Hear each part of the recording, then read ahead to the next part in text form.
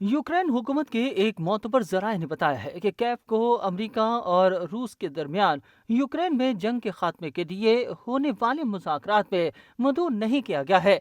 बरतानवी नशियाती इदारे BBC news की report के मुताबिक यूक्रेन के लिए अमेरिका के खुसूसी एजेंट कैथ कैलवॉक ने कहा था कि कैफ पीर को सऊदी अरब में होने वाले मुज़ाकरात में शामिल होगा, लेकिन जराये का कहना है कि यूक्रेन का कोई भी वफ्द मौजूद नहीं होगा।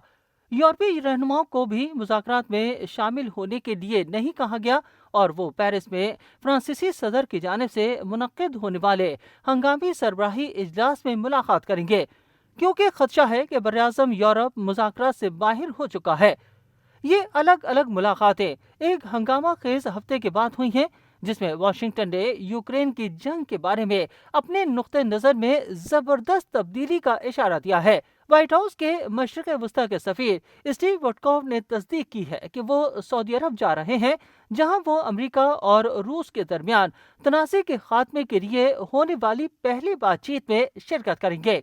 अमरीकी सदर डोनाल्ड ट्रंप ने इतवार के रोज इंकशाफ किया था कि वुडकॉफ ने प्यूटन से पहले ही 3 घंटे की तवील मुद्दत के लिए मुलाकात की थी। अरबपति रियल एस्टेट डेवलपर और ट्रंप के दोस्त स्टीव वुडकॉफ रवां हफ्ते मॉस्को में एक अमरीकी उस्ताद की रिहाई के लिए मौजूद थे, जिन्हें चर्च रखने के इल्जाम में कैद किया गया था। अमरीकी सेक्रेटरी खारजा मार्क रूबियो और कौमी सलामती के मुशीर माइक वॉल्टर भी सऊदी अरब में रूसी मुज़ाकरातकारों से मुलाकात करने वाले हैं। बुध के रोज होने वाली इस कॉल से मॉस्को और वाशिंगटन के दरमियान बराह रास्त राब्ते पर 3 साल की दूरी खत्म हो गई है।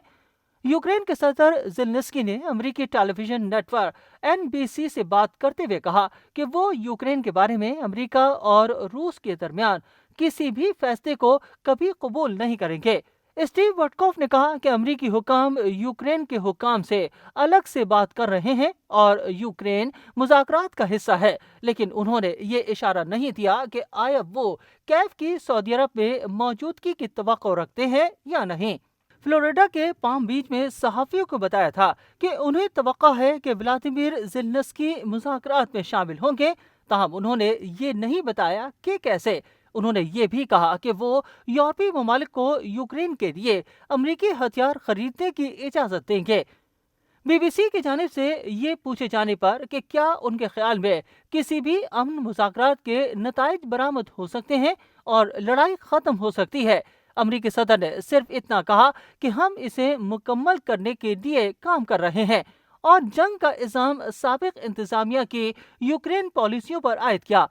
दरअसल अमरीकी सेक्रेटरी खारजा मार्को रूबियो ने सऊदी अरब के मुज़ाकरात को ज़्यादा अहमियत न देते हुए कहा कि एक मुलाकात से जंग हल नहीं होगी और यूक्रेन, रूस और तीसरे फरीकैन के दरमियान सालसी का बाज़ाब्ता मुज़ाकराती अमल अब तक कायम नहीं किया गया है। ताहम उन्होंने CBS न्यूज़ को बताया कि आइंदा चंद रोज इस बात का तयन करेंगे कि आया रूसी सदर अमन के हुसूल के लिए संजीदा हैं या नहीं। इस पस मंजर में यूरोपीय रहनुमाओं का एक ग्रुप, जिनमें बरतानिया के वज़ीर आज़म सर केयर स्टारमर, नाटो के सेक्रेटरी जनरल मार्क रूटे, जर्मनी के चांसलर ओल्फ शॉल्ज़ और यूरोपीय कमीशन की अर्सुला वॉन डर लेyen शामिल हैं, पेरिस में मुलाकात करेंगे।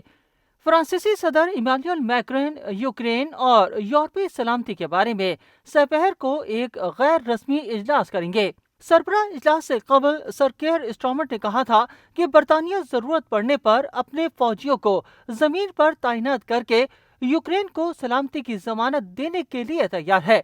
बरतानवी अखबार डेली टेलीग्राफ के मुताबिक वज़ीर आज़म ने कहा कि अगर हम मुस्तक़बिल में व्लादिमीर पुतिन को मज़ीद जारियत से रोकना चाहते हैं तो यूक्रेन में देर पा अमन का हुसूल जरूरी है। इससे कबल यूक्रेन में अमेरिका के सफीर केलॉग ने यूरोप को सऊदी अरब में मदऊ न किए जाने के खदशात को मुस्तरद करते हुए कहा था कि माजी में होने वाले मुज़ाकरात बहुत से फरीकैन की शमूलियत की वजह से नाकाम हो चुके हैं। उनका कहना था कि ये ब्लैक बोर्ड पर चौक की तरह हो सकता है, ये थोड़ा सा ठंडा हो सकता है, लेकिन मैं आपको एक ऐसी बात बता रहा हूँ जो वाकई बहुत दयानतदारी पर मबनी है।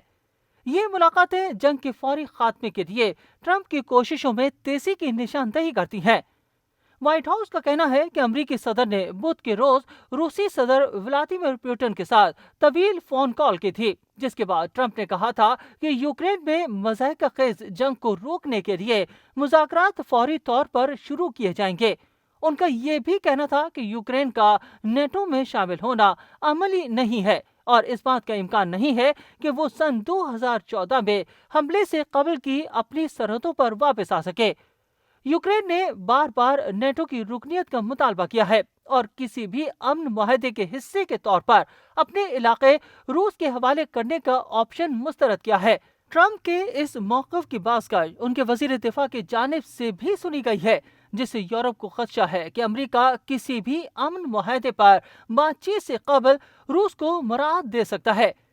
پیٹ ہیگسیٹ نے یہ بھی کہا تھا کہ یورپی ممالک کو یوکرین کے لیے فنڈز کا بھاری حصہ فراہم کرنا چاہیے اور دعویٰ کیا کہ امریکہ اپنے اتحادیوں کے ساتھ غیر متوازن تعلقات کو مزید برداشت نہیں کرے گا۔ امریکی نائب صدر جے ڈی وینس نے بھی جمعے کے روز میونخ سیکیورٹی کانفرنس سے خطاب کرتے ہوئے کہا تھا کہ یورپ کو اپنے دفاع کے لیے بڑے پیمانے پر قدم اٹھانا چاہیے۔ زیلنسکی نے ہفتے کے روز یورپی فوج کی تشکیل کا مطالبہ کرتے ہوئے کہا تھا کہ براعظم یورپ اب واشنگٹن پر بھروسہ نہیں کر سکتا۔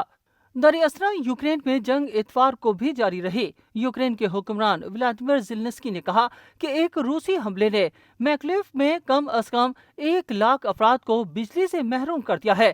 روس نے 24 فروری سن 2022 کو یوکرین پر مکمل حملے کا آغاز کیا تھا، جس نے پہلے ہی سن 2014 میں کرائمیا اور مشرقی ڈونباس میں خطے کے کچھ حصوں پر قبضہ کر لیا تھا۔